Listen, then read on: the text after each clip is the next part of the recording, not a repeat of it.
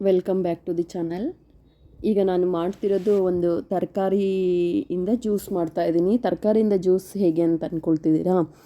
ಇದು ನಾವು ಜಾಸ್ತಿ ಅಡುಗೆಗೆ ಯೂಸ್ ಮಾಡೋದು. ಇದು ಒಂದು ಫ್ರೂಟ್ ಅಂತಲೂ ಕರೀತಾರೆ, ಆದರೆ ನಾವು ಅಡುಗೆಗೆ ಜಾಸ್ತಿ ಯೂಸ್ ಮಾಡ್ತೀವಿ. ಅದು ಯಾವುದು ಅಂದ್ಕೊಳ್ತಿದ್ದೀರಾ?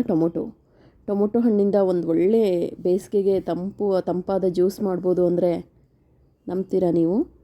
ನಿಜಕ್ಕೂ ತುಂಬ ಚೆನ್ನಾಗಿರುತ್ತೆ. ಒಂದು ಸಾರಿ ಮಾಡಿ ನೋಡಿ. ನಾನು ಟೊಮೊಟೊನ ತೊಳೆದು ನಾನು ಒಂದು ಅರ್ಧ ಕೆ ಜಿಯಷ್ಟು ಟೊಮೊಟೊ ತಗೊಂಡು ಕಟ್ ಮಾಡ್ಕೊಳ್ತಾ ಇದ್ದೀನಿ. ದಪ್ಪನಾಗಿ ಕಟ್ ಮಾಡಿದ್ರೆ ಸಾಕು. ಇದು ದಪ್ಪದಾಗಿ ಮಿಕ್ಸಿ ಮಾಡಿದ್ರೆ ಇದಾಗುತ್ತಲ್ವ, ಸಣ್ಣದಾಗೇನು ಹೆಚ್ಚಬೇಕಾ ಅಂತೇನಿಲ್ಲ. ಈಗ ಬೆಲೆ ತುಂಬ ಕಡಿಮೆ ಇದೆ. ನಿಂಬೆಹಣ್ಣಿಗೆ ಹೋಲಿಸಿದ್ರೆ ಟೊಮೊಟೊ ರೇಟೇ ಕಡಿಮೆ ಇದೆ. 15 ರೂಪಾಯಿ ಕೆ ಜಿ ಇದೆ ನೋಡಿ. ನಾನು ದಪ್ಪದಾಗಿ ಕಟ್ ಮಾಡಿಕೊಂಡು 1 ಗ್ಲಾಸ್ ನೀರು ಹಾಕ್ತಾಯಿದ್ದೀನಿ.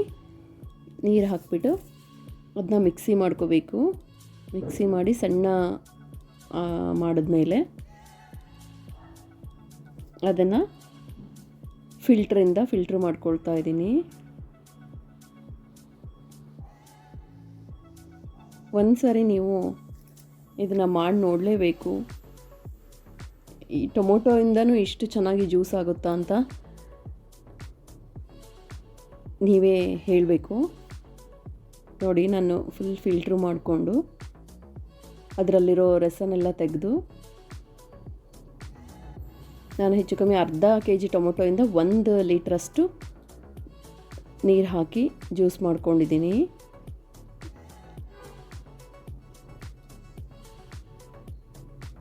ಟೇಸ್ಟಿಗೆ ಎಷ್ಟು ಬೇಕೋ ಅಷ್ಟು ಸಕ್ಕರೆ ಹಾಕಿ,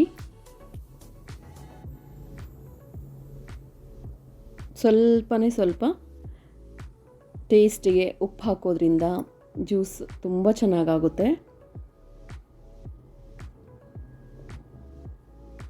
ಸರಿಯಾಗಿ ಸಕ್ಕರೆ ಮತ್ತು ಉಪ್ಪು ಕರಗೋವರೆಗೂ ಮಿಕ್ಸ್ ಮಾಡಿಕೊಂಡು